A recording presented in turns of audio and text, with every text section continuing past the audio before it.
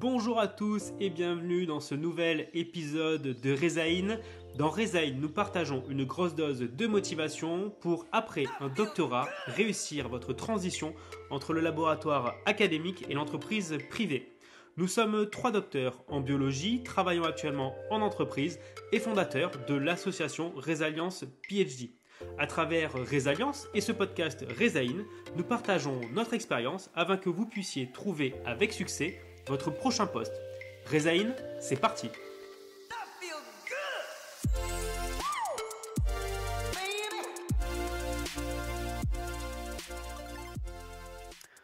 Bonjour à tous et bienvenue dans ce nouvel épisode de Rezaïn. Aujourd'hui, 9e épisode. Et pour cette 9e session de Rezaïn, je suis aujourd'hui avec Delphine. Salut Delphine. Salut Alexis, salut tout le monde, je suis ravie de vous retrouver, je suis dans une forme olympique, même si je ne suis pas super sportive, mais pour l'occasion, je m'y mets. Eh ben écoute, c'est très bien. En plus, c'est vrai que c'est toujours un vrai plaisir d'enregistrer ces podcasts et d'essayer à travers ce petit temps qu'on a ensemble de vous donner à minima des conseils, en tout cas au moins un retour par rapport à notre expérience. Et aujourd'hui, on va aborder un sujet qui est la démotivation et notamment la démotivation pendant la phase de recherche d'emploi. La recherche d'emploi, c'est jamais simple. C'est un parcours qui est particulièrement démotivant. Donc, on va essayer de vous donner notre retour d'expérience pour garder un niveau d'énergie suffisant pour faire face à cette phase qui est indispensable après la thèse et avant de trouver son premier job, cette phase de recherche active. Et voilà, et vous donner un maximum de conseils pour garder le plus haut niveau d'énergie possible. Dans un premier temps, on va vous parler un peu des actus de Resalience. Delphine, aujourd'hui, Resalience, qu'est-ce qu'il faut savoir ? Il faut tout savoir Alexis parce que tout est génial. Non, alors plus sérieusement, point focus sur 2 éléments d'actualité chaud, brûlant, bouillant. Alors, au niveau de la chaîne YouTube, on l'a déjà mentionné, on le rappelle, on a un contenu qui sort une fois par semaine, podcast, visiodoc, interview, pour aller choper des infos, de l'énergie, tout ce dont vous avez besoin. Donc, suivez-nous, abonnez-vous pour ne rien rater. N'hésitez pas à commenter, à en parler autour de vous, etc. On a un nouvel outil d'échange entre nous sur Telegram. Donc, si vous n'avez pas l'application, je vous invite à la télécharger. On va vous mettre le lien en commentaire de ce podcast pour nous rejoindre. On pourra vous pousser des petites infos. Vous inquiétez pas, il n'y a pas trop de messages. On ne sollicite pas énormément. Mais comme ça, vous êtes au courant de tout en quelques petites secondes grâce à ce groupe Telegram. Ouais, si je peux juste dire un mot, donc en fait, groupe Telegram, on appelait ça Réseau Resalience, c'est le nom du groupe. Nous, ce qu'on souhaite en fait à travers ce groupe Telegram, c'est créer le réseau des doctorants et PhD en sciences de la vie qui souhaitent poursuivre dans le privé. Donc, si vous reconnaissez là-dedans, si vous êtes actuellement ou vous êtes doctorant ou déjà diplômé et que vous souhaitez partir dans le privé, rejoignez-nous sur Telegram. C'est vrai qu'on interagit pas mal. Alors, vous publiez effectivement les actualités de l'association, mais l'idée, c'est au-delà de ça, de vous donner aussi nos retours, nos conseils par rapport à cette phase de recherche d'emploi. Super Alexis, merci pour cet ajout. Et pour deuxième pan de l'actu dont on voulait absolument vous parler, c'est le programme de mentorat. Alors, on s'en occupe tous les 3, mais surtout chapeauté par Asia. Nous avons réalisé quasiment 60 matchings, dont des binômes, si vous préférez, d'un mentor, donc une personne avec une certaine expérience, aisance, confiance, etc., pour accompagner, écouter, conseiller, pourquoi pas challenger ce qu'on appelle les mentorés, donc une personne par exemple en fin de thèse ou qui vient tout juste de soutenir et qui a besoin d'un coup de pouce, d'une oreille, d'énergie positive pour construire et concrétiser son projet professionnel. Donc on est très très très content de ça. C'était un gros bout. On a encore quelques mentors à identifier pour combler tout le monde. Mais voilà, le plus gros est fait, c'est lancé. Nous sommes nous-mêmes mentors d'ailleurs, Alexis. Donc voilà, j'ai bientôt le premier call avec ma mentorée. J'ai super hâte. La session l'année dernière, en 2022, avait été vraiment très bénéfique, autant pour moi que pour ma mentorée. Donc voilà, j'ai hâte de m'y remettre. Je partage ce que tu dis. Moi, effectivement, j'ai été contacté par ma mentorée. On a commencé à échanger de manière écrite et effectivement, on doit s'appeler pour en parler de manière plus précise. Donc, c'est un moment important, en tout cas, dans la vie de Resilience, ces sessions de mentorat.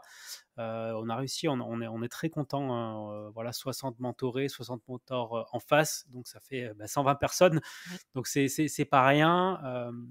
Donc voilà, on est très content de pouvoir via les mentors Résilience accompagner finalement 60 jeunes chercheurs, docteurs ou doctorants à y voir un peu plus clair sur leur avenir professionnel.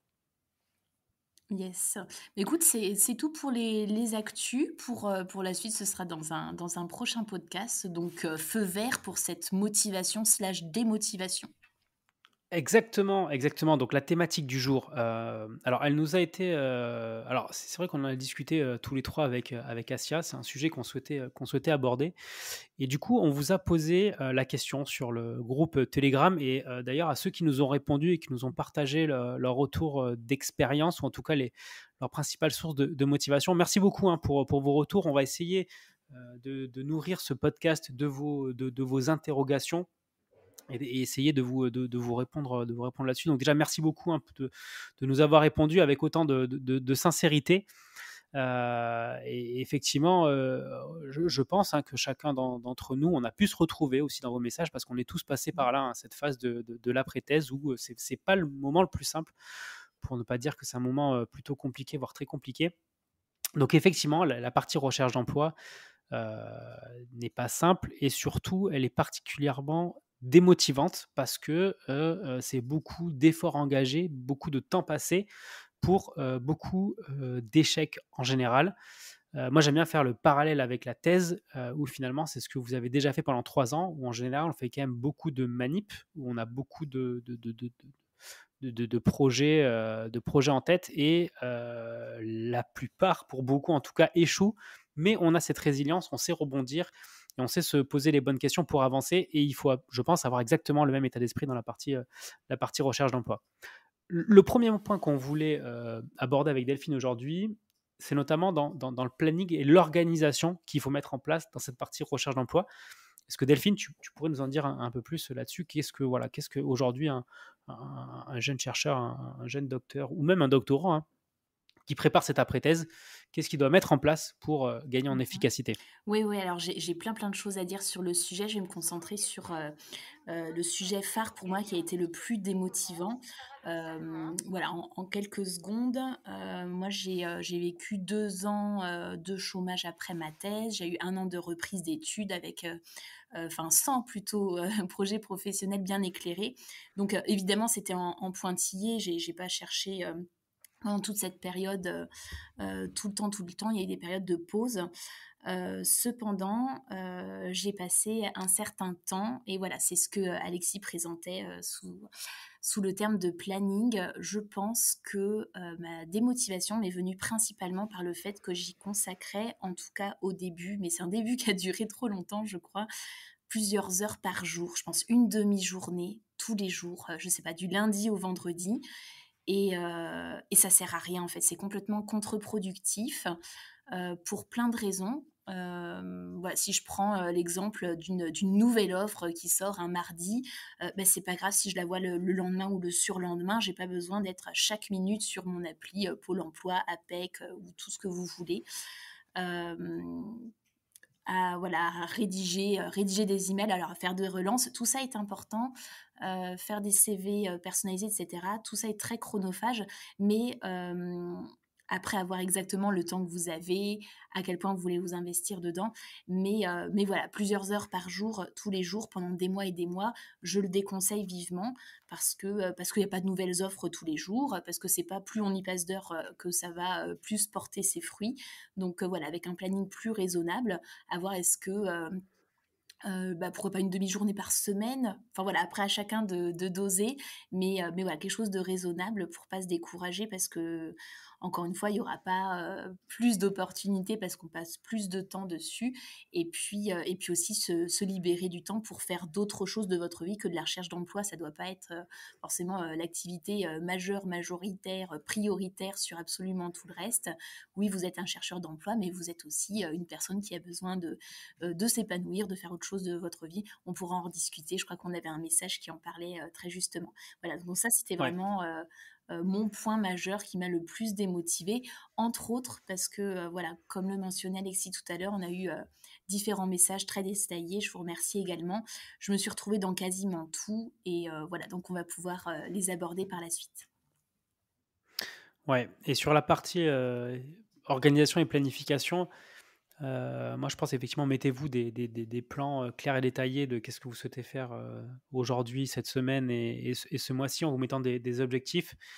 Vraiment écrivez-le et une fois que l'objectif est accompli ou que la tâche est faite, rayez-la, Mmh. cochez-la. Voilà, c'est bête, mais au moins sur le papier, vous voyez que vous avancez parce que des fois on a le sentiment de stagner pendant cette recherche d'emploi parce que finalement on a fini la thèse, on n'a rien commencé d'autre et finalement on a l'impression qu'en fait on est sur place. On est sur place et qu'on n'avance plus. Donc le fait d'avoir des listes de tâches à faire et de se dire à la fin de la journée, bon effectivement j'avais 4-5 tâches à faire, je les ai bien rayées, je les ai bien faites, bah, mine de rien, ça nous donne le sentiment qu'on avance vers son objectif. Et du coup, ça c'est hyper important en termes de pouvoir garder cette énergie positive, de se prouver à soi-même qu'on n'est pas en train de faire du surplace, mais qu'on avance. Delphine, tu voulais dire Ouais, très quelque bon chose? point. Je voulais, ça faisait, écho à autre chose. Déjà, ça me fait penser au podcast que tu as sorti sur les objectifs, SMART. Ça se recoupe complètement avec tout ça. Oui, oui. Et je voulais revenir sur ce que je disais juste avant, de dire, voilà, par exemple, c'est une demi-journée par semaine. C'est enfin, ouais, voilà, le but, c'est pas de faire un nombre d'heures, plutôt penser en livrable, donc en objectif, SMART. Est-ce que la bonne idée, c'est pas plutôt, bah, tiens, d'envoyer alors, 3 candidatures par semaine? Après, ça peut être moins, s'il n'y a pas d'offre pertinente, on va pas envoyer une candidature juste pour atteindre un chiffre ou peut-être plus exceptionnellement s'il y a un petit peu plus. Mais voilà, d'avoir un côté, quantifié, clair comme ça et motivant comme tu le dis. Voilà, je raye la phrase sur ma feuille et ça c'est, enfin je trouve plus mon mot, mais bon, on sait qu'on a accompli quelque chose. Ouais.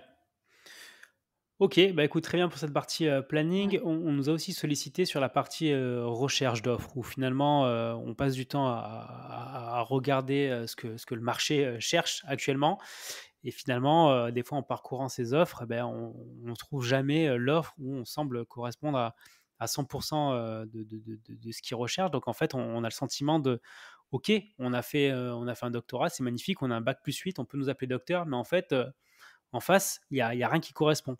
Qu'est-ce que tu conseillerais, Delphine? Comment est-ce qu'on fait pour trouver l'offre parfaite? L'offre parfaite. Alors, ouais, le 1 point qui me vient à l'esprit sur ce sujet-là, c'est que, hem, alors ce serait intéressant de voir dans quelle proportion, mais dans les offres, je pense que les recruteurs se font plaisir à lister, bah, tout ce qu'ils aimeraient trouver chez un candidat et bah, ce candidat peut-être qu'il n'existe pas. Donc voilà, déjà un petit peu, redescendre d'un cran et se dire: «Bah, voilà, j'ai peut-être pas, les 5, 6, 7 compétences demandées, mais j'en ai, 4, 5, enfin bon, une bonne quantité» et ne pas, s'auto-saboter. Je reprends le terme qui a été cité dans un des messages d'ailleurs. Ça, ce serait la première chose. La deuxième, parmi tellement, focaliser sur les compétences que vous avez. Ça aussi, c'était un point très intéressant, souligné par message. Des personnes qui ont tendance à voir tout ce qu'elles n'ont pas et c'est démotivant. Bah, regardez tout ce que vous avez, tout ce qui peut coller. On n'est pas là pour faire du 100. Encore une fois, ce candidat demandé, c'est un candidat, virtuel, peut-être le mouton à 5 pattes si on force un peu le trait et heu et c'est pas grave en fait de pas coller à tout. Ensuite, j'ai encore un troisième point, mais il y en a plein, plein, plein derrière. Voilà, essayer d'avoir, une liste raisonnable. Je C'était peut-être le premier point d'ailleurs à citer. Peut-être, 2 max 3 métiers qui vous intéressent et essayer de cerner, par rapport à ça. Pourquoi pas vous donner, bah, voilà, sur 6 mois, je vise, ces 2 métiers, peut-être 3 métiers. Après, penser à autre chose. Je me reconnais complètement dans ce problème de ciblage d'offres puisque je savais pas quoi faire, je me disais: «Bah, de la R&D à la paillasse dans le public, oui, dans le privé, pourquoi pas?» Et puis, complètement sortir de quelque chose de scientifique pouvait m'intéresser aussi. Donc en fait, il y a pas de filtre et il y a peut-être des centaines d'offres qui pouvaient correspondre et c'est beaucoup trop de travail et encore une fois, c'est démotivant. Donc essayer de resserrer un peu, pas trop, pas un seul métier. S'il y a peu d'offres, c'est décourageant, c'est ce qu'on veut éviter. 2 ou 3 selon les offres, selon la zone géographique que vous visez, ça peut paraître raisonnable. Après avoir exactement le nombre de résultats qui sort quand vous mettez, vos mots-clés, les filtres sur, voilà, la zone géographique, par exemple. Mais voilà, pour pouvoir, avoir suffisamment pour vous motiver, mais pas trop non plus pour pas se démotiver parce qu'il y a pas d'offre, parce que je sais pas. Ouais. Je te rejoins sur pas mal de points et moi, aujourd'hui, je pense que si face à une offre ou en tout cas plusieurs offres, à chaque fois alors bon, déjà, je suis entièrement d'accord avec toi, Delphine, en général, le recruteur cherche le mouton à 5 pattes. C'est-à-dire que l'offre parfaite, elle n'existe pas. Vous ne tomberez jamais ou quasiment jamais sur une offre où vous cochez 100 des cases. Donc ensuite, il reste les offres où justement vous ne cochez pas 100 des cases. Là, la question que vous devez vous poser, c'est est-ce que par rapport aux cases que je ne coche pas, est-ce que ça paraît essentiel par rapport à l'offre, oui ou non? Bah, si ça ne l'est pas, à ce moment-là, allez-y, postulez, ne vous limitez pas. Dans tous les cas, la personne aura votre CV et c'est à elle de faire le choix de oui ou non vous recontacter par rapport aux compétences qu'elle cherche. Le deuxième point, si vous trouvez des offres et que ça ne matche jamais, c'est que peut-être que le métier que vous ciblez n'est pas adapté à votre situation aujourd'hui. Ça, je pense que c'est aussi important de l'avoir en tête lors de votre recherche d'emploi, d'être certain que les postes que vous visez sont bien atteignables avec le niveau et l'expérience que vous avez aujourd'hui. Si ce n'est pas le cas, ça ne veut pas dire que ces postes vous sont complètement fermés. Ça veut dire qu'il y a certainement une étape intermédiaire, un métier intermédiaire qui va vous permettre dans un horizon de 1 à 3 ans, d'atteindre le poste que vous cherchez aujourd'hui. Ça, c'est hyper important parce que si aujourd'hui vous postulez sur des offres sur lesquelles vous n'êtes pas qualifié, bon, ben en fait, c'est du temps perdu parce que c'est pas vous qui cherche. En tout cas, pas vous aujourd'hui. Donc ça, c'est important de l'avoir en tête. Si je peux vous donner un conseil là-dessus, et on en reparlera certainement après, votre réseau peut vous aider. Contactez des personnes qui ont ces postes-là et demandez-leur si avec votre profil aujourd'hui, vous pouvez postuler sur ce type de poste ou s'il y a d'autres choses à faire avant pour arriver à atteindre ce type de poste. Donc voilà, voilà. En tout cas, garde en tête que l'offre sur laquelle vous allez matcher à 100% n'existe pas. Il y avait une autre question sur la valorisation des compétences. On nous posait la question que des fois c'est compliqué d'arriver à. En tout cas, les recruteurs des fois n'arrivent pas à bien comprendre en tout cas la compétence qu'on veut leur faire passer. L'exemple qu'on avait, c'était une des personnes donc sur le groupe Telegram qui était partie à l'étranger. Elle pensait que ça allait vraiment être un plus par rapport à son CV. Et finalement, l'effet escompté n'est pas au rendez-vous. Qu'est-ce que tu pourrais dire là-dessus, Delphine? Ouais, alors, Qu'est-ce que ça t'inspire? plein de choses. Déjà, très bien d'être allée à l'étranger. Je ne l'ai pas fait et je me dis que ça aurait pu être, une belle corde ajoutée, enfin bref. Donc on n'a pas vu le CV, hein, de la personne en question, mais donc nous, à la lecture, la question qu'on s'est posée, bah, c'est comment elle est présentée cette expérience? Est-ce que, il y a des compétences clés bien identifiées, bien formulées, bien placées dans le CV pour tirer le plein potentiel de cette expérience à l'étranger? Est-ce que c'est juste une ligne, voilà, dans l'expérience professionnelle, voilà, X temps dans tel pays, tel poste et on n'en entend plus parler nulle part, dans le CV ou est-ce que dans un bloc compétences, par exemple, est-ce qu'on a de l'adaptabilité, de l'ouverture de l'esprit, de la découverte et mise en pratique de méthodes de travail différentes que ce qu'on essaie. Alors après, voilà, il y a tout un vocabulaire à choisir, une présentation cohérente à amener, mais voilà, est-ce Les que... mots-clés. Pardon? Les Les mots-clés, c'est les mots-clés, en fait. Il faut que les mots-clés. mots-clés apparaissent sur le tout à fait, ouais. En termes de communication, peut-être dans une autre langue, peut-être, voilà, avec d'autres codes, j'en sais rien, après tout dépend du pays dans lequel on est allé, mais on fait peut-être pas une présentation de la même façon, au Japon qu'en Amérique du Sud ou je sais pas où, j'en sais rien, j'y ai jamais mis les pieds. Mais, voilà, c'est la première chose à voir et puis, Peut-être Donc finalement, vas-y. dans ce que tu dis, c'est mâcher le travail du recruteur. C'est-à-dire Oui, qu'en fait, oui, les mots-clés, je le disais en rigolant, mais je pense qu'en fait, c'est essentiel. C'est-à-dire mettre 3 ans à l'étranger, c'est bien, mais tout ce que vient de vous citer Delphine en termes de compétences que vous en avez tirées, c'est mieux. Parce que dites-vous que le recruteur en face, il reçoit peut-être, je ne sais pas, 10, 15, 20, 50, 70 CV. Donc en fait, votre CV, il va y passer. Le premier screen, ça va peut-être mais quelques secondes. Et quand je dis quelques secondes, c'est peut-être 3 secondes en fait.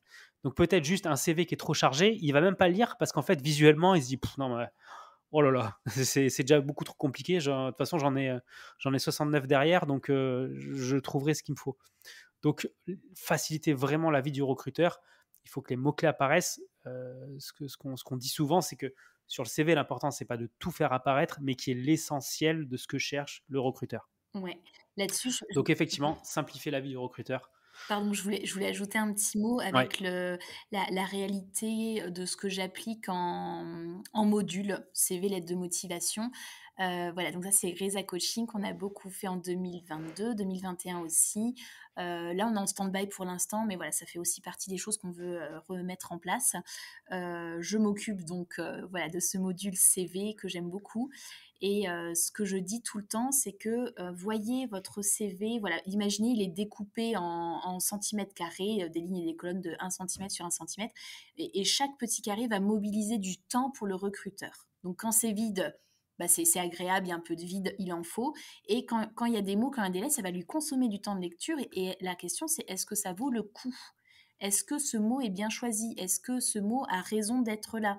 Est-ce que si j'ai fait 10 expériences d'enseignement différentes, est-ce qu'il y a besoin de faire 10 lignes? Si vous visez pas l'enseignement, je suis pas sûre. Bon après voilà, l'idée n'est pas de refaire un module CV en live, mais voilà, c'est un exemple et c'était pour appuyer le propos d'Alexis que je trouvais très bien. Ouais. Il y avait un autre point qui a été abordé dans les échanges qu'on a pu avoir, sur Telegram, c'est notamment la différence qu'il peut y avoir avec ses amis, son entourage, en tout cas les personnes avec qui on était, en licence, en master et elles qui ont trouvé, du boulot, sans faire une thèse, en fait, directement après leur licence ou leur master et finalement on se retrouve en fin de thèse avec nous qui allons avoir un bac plus 8 ou vous qui allez avoir un bac plus 8 et finalement un niveau de salaire ou en fin de thèse, bah, souvent vos amis sont mieux payés que vous. Et en plus, vous avez la sensation de finir une thèse, mais que ça ne vous facilite pas l'accès au marché du travail. Donc comment est-ce que tu voilà, comment gérer ça finalement, Delphine, notamment la partie salariale, hein, c'est effectivement on se dit finalement, enfin on fait un bac plus 8, on devrait s'attendre à avoir un meilleur salaire que des personnes qui n'ont pas forcément ce niveau d'études, Ouais, ce qui n'est pas forcément le cas. c'est un très, très bon point. Ça a dû me consommer aussi beaucoup, d'énergie, positive qui a disparu dans toutes ces considérations. Donc il y a voilà, imaginons voilà quelqu'un qui a, bah, moins d'années d'études, que ce soit en biologie ou en n'importe quoi d'autre après, selon, les amis, dont on regarde le parcours, voilà, qui auront commencé à cotiser et cetera, qui gagnent mieux leur vie. Je me disais aussi, les copains des études, de médecine, de pharmacie avec des durées très longues comme nous, qui ont souvent des revenus, bien supérieurs. Bon après c'est du libéral et cetera, c'est des autres, choses, mais c'est dur en fait de comparer, de se dire: «Bah, voilà, moi j'ai fourni plus de travail, je gagne moins» ou un travail de durée similaire, je gagne beaucoup moins. Là, faut revoir, encore tout un débat, revoir vos motivations à vous. Est-ce que, et si la réponse est oui, c'est complètement OK. Après, il faut que vous essayiez d'être en phase avec ça. Est-ce que le niveau salaire est votre première motivation? On dit souvent en rigolant, et c'est un peu triste, que quand on est dans la recherche, la première motivation n'est pas l'argent. Après, bon, j'ai pas envie de donner trop de crédit à ça parce que il y a des positions, alors bah, plutôt dans le privé, pourquoi pas vers la Suisse, etc. On peut avoir des très très beaux salaires, hein, surtout avec certaines anciennetés. Voilà, moi faites attention avec ces comparaisons, elles nous font rarement du bien, à moins que ça puisse vous motiver finalement de se dire, bah tiens, Il y en a qui gagnent beaucoup mieux leur vie. Moi, pourquoi j'y arriverais pas avec ma situation?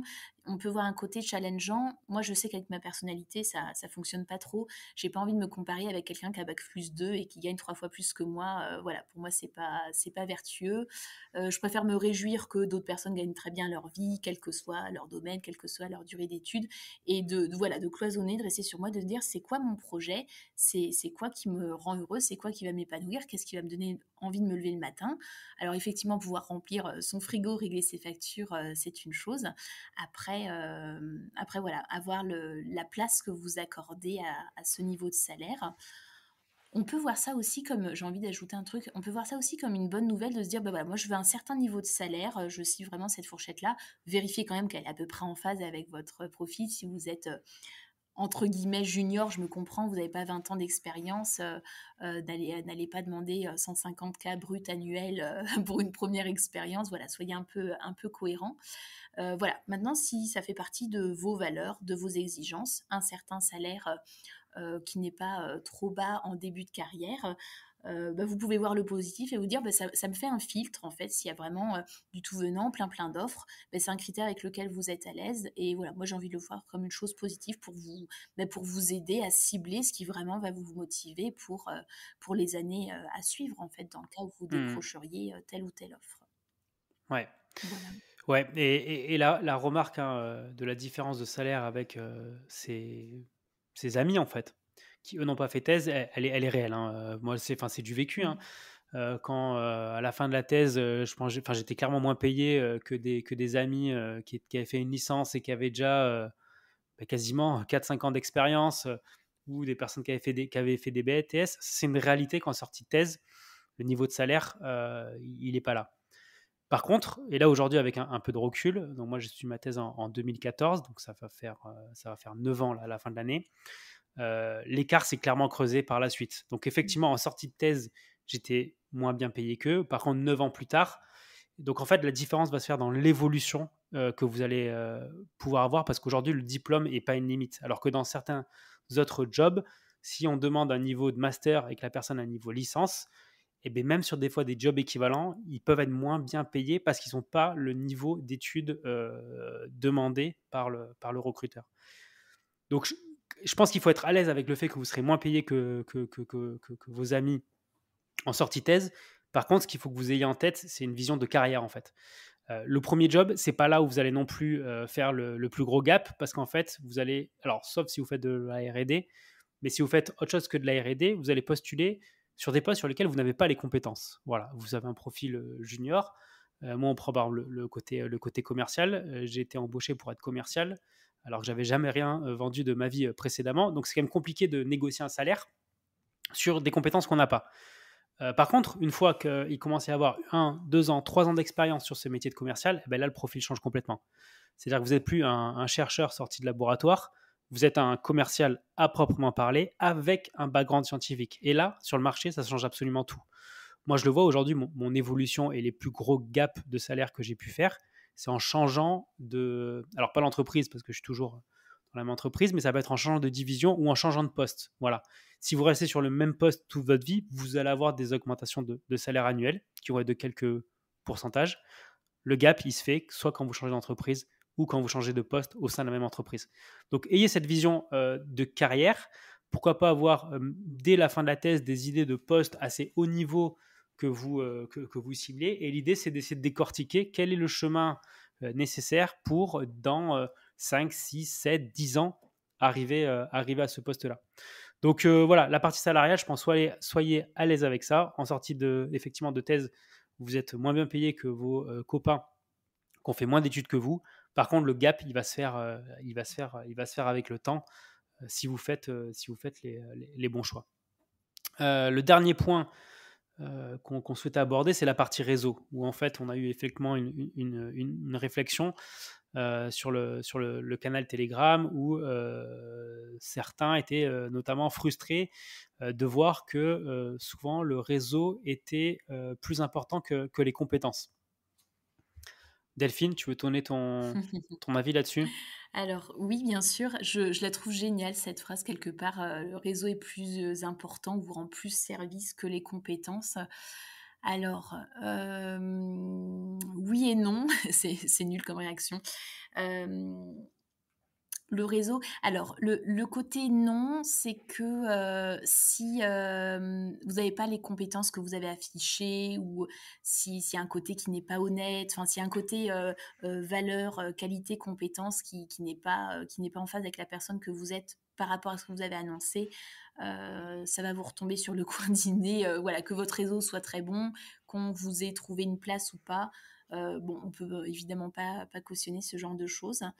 Maintenant, si on est sur un profil, voilà, vous avez clairement les compétences que vous prétendez avoir, des belles qualités, des belles valeurs de travail en équipe, de communication, d'implication, etc., etc.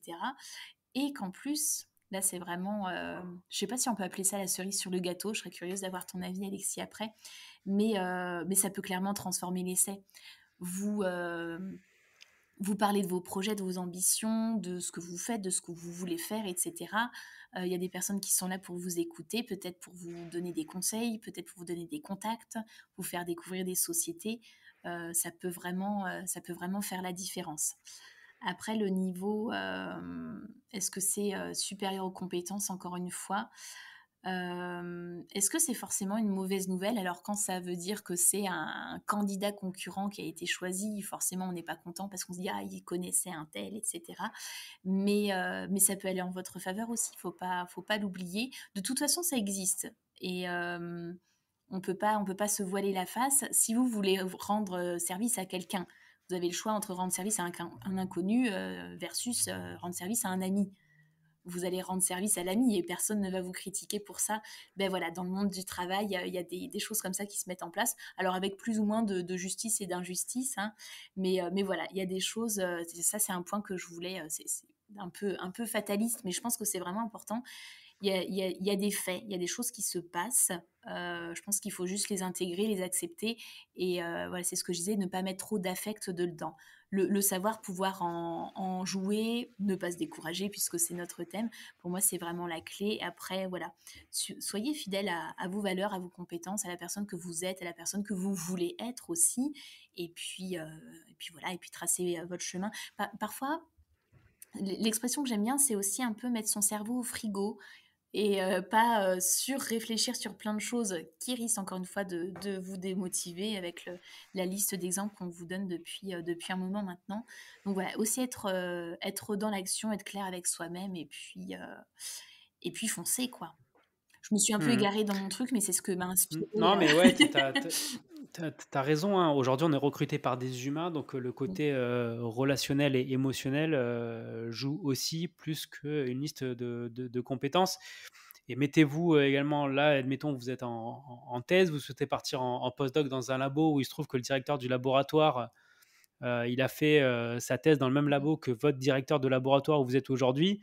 Bah, forcément, si votre directeur actuel appelle son ancien pote pour lui dire: «Bah, tiens, j'ai un thésard, il est intéressé pour faire un postdoc chez toi», évidemment que votre CV, il passe au-dessus de la liste. Voilà, c'est comme ça. Donc dans le monde du travail, c'est pareil. S'il y a un recruteur, qui est en recherche active d'un candidat et qui a une de ses connaissances qui lui amène un CV, forcément, il va y accorder plus d'importance qu'un CV qui arrive comme ça, de manière, tout à fait alors, anonyme entre guillemets. Une fois que vous savez ça, en fait, il faut multiplier les contacts. Voilà, il faut aller développer votre réseau. Le réseau, il pourra jamais vous desservir. Il pourra jamais vous desservir. Donc, on a fait un épisode de podcast là-dessus, comment développer votre réseau. Voilà, allez multiplier les contacts, solliciter des personnes. Le réseau, effectivement, il peut vous aider à pas faire passer votre CV en haut d'une pile, mais il peut aussi vous aider à mieux comprendre quelles sont les compétences pour tel métier, quels sont les tenants et les aboutissants de ce métier, quelles sont les évolutions pardon, possibles. Donc le réseau, c'est pas que faire passer votre CV au-dessus de la pile, mais ça va vous permettre aussi de vous construire et de construire votre projet professionnel. Donc effectivement, le réseau, c'est important. C'est pour ça qu'on en parle, je pense, à chaque épisode et à chaque interview également sur la chaîne YouTube. Le réseau doit être abordé parce que le réseau, voilà, il est important et il pourra jamais il pourra jamais vous desservir. Entre parenthèses, ça a inspiré aussi le nom de Résalliance, c'est le res de réseau. Donc Résalliance ressemble à résilience, mais dedans il y a aussi réseau et alliance. Donc voilà, le soutien, le collectif, les gens qui vous entourent. Ouais. Et on est tellement convaincus de ça, c'est qu'aujourd'hui, hein, clairement, notre ambition chez Resilience, c'est de construire le plus gros réseau de doctorants et PhD en sciences de la vie qui souhaitent partir dans le privé. Donc, si vous voulez faire partie de ce réseau-là, venez nous rejoindre sur Telegram. C'est le plus simple aujourd'hui pour nous rejoindre. On voulait terminer cet épisode, donc on a déjà pas mal fait le tour, par l'un d'entre vous, ou plutôt l'une d'entre vous, qui nous a écrit sur le canal Telegram et qui finit un message. Je vais vous le lire sur une note, pour terminer sur une note positive. Alors, j'ai envie de répondre en apportant mes solutions pour garder ma propre motivation. Alors, point numéro 1, bien s'entourer. 2, investiguer auprès des managers potentiels mes forces et faiblesses au regard de mon propre parcours professionnel. Point numéro 3, comprendre les attentes de mes recruteurs. Point numéro 4, rester focus sur mon objectif. 5, remise en question afin de parer aux axes d'amélioration. Point numéro 6, identifier les formations complémentaires me permettant de rassurer les recruteurs. 7, avoir un argumentaire clair pour ceux qui pourraient me recruter. 8, se divertir, cinéma, exposition, etc. 9, prendre soin de soi, sport. Et elle termine par garder le sourire, car ça va finir par gagner. Voilà. Oui. Donc, il n'y a pas grand-chose à rajouter. Je ne sais pas ce que tu en penses, Delphine. Je pense qu'effectivement, voilà, la partie état d'esprit est super importante. Écrire ça noir sur blanc, ça aide aussi à garder une motivation importante et un niveau d'énergie. Et voilà, et se questionner par rapport à ce qu'on fait. Est-ce qu'on peut s'améliorer? Est-ce qu'il y a des choses à améliorer? Et ce que j'aime aussi beaucoup dans ce message, c'est que sur différents points, elle se met à la place du recruteur. Et Mmh. finalement, de se dire quelles sont les attentes du recruteur. Donc, c'est pas en fait moi qui vais débiter un discours, mais je vais débiter un discours en fonction de ce que la personne, en me mettant à la place de la personne en face de moi, pour être certain que ce que je lui présente, ça fait sens par rapport à elle, ses besoins et ses objectifs. Et ça, c'est hyper important dans la partie recherche d'emploi. Ouais, ouais, ouais, super message et super ajout, Alexis. Moi, pour un petit mot de la fin sur ce sujet-là, j'ai envie de vous dire, ça paraît contre-intuitif, mais je le dis quand même, essayez de voir si vous pouvez pas, percevoir cette recherche d'emploi un peu comme un luxe. En fait, on vous demande de choisir. Alors évidemment, vous allez peut-être choisir des choses où ça va pas se concrétiser, on va peut-être pas vous répondre, et cetera. Mais voilà, vous avez fait un parcours, je l'espère, que vous avez choisi. Et là, c'est le moment où vous allez décider de ce que vous allez faire. Enfin, je trouve ça super, super excitant, motivant de se dire, il y a plein de métiers, il y a plein de compétences, il y a plein de pays, il y a plein de choses. Et voilà, et le but du jeu, c'est de voir qu'est-ce que vous allez choisir et qu'est-ce que vous allez mettre en place. Et voilà, donc si on peut insuffler un peu d'excitation, de se dire, ben voilà, dans une certaine mesure, je peux choisir. Et moi, je trouve ça super chouette par rapport à plein d'autres situations qui ne sont pas du tout notre réalité, où les gens choisissent pas du tout leurs conditions de vie, leur travail, etc. Enfin, je vais pas m'étendre là-dessus, mais voilà, c'est un moment clé et je vous souhaite de le vivre avec beaucoup de joie et d'entrain parce qu'il en faut. Et puis qui sait, imaginez que ça se passe bien. Ok, ouais, merci beaucoup Delphine pour ton retour. Je pense qu'on a pas mal fait le tour là sur cet épisode. On va conclure ici. Oui. Pour conclure, vous de votre côté, on vous demande 3 choses. La première, abonnez-vous à la chaîne YouTube. Il y a encore beaucoup de personnes qui nous écoutent sans être abonnés à la chaîne YouTube. C'est inacceptable. On vous Abonnez-vous. voit. On vous voit, on vous reconnaît. Abonnez-vous, ça c'est le premier point. Le deuxième point, rejoignez-nous sur Telegram. Voilà, ça permet aussi de nourrir nos podcasts et la façon dont s'organise chez Resilience. Et puis voilà, est-ce que j'oublie quelque chose? Non, je pense On je vous pense remercie. Moi, je te remercie, Alexis. J'ai passé un très bon moment. J'ai hâte de connaître vos réactions, questions, idées, suggestions en nous écoutant. Hâte d'avoir votre retour. Merci beaucoup. On vous souhaite une excellente journée, soirée, matinée en fonction du moment où vous nous écoutez dans la journée. Et en tout cas, très bonne recherche. On vous souhaite pour la suite le meilleur. À bientôt pour un prochain épisode de Rezaïn. Ciao. Salut!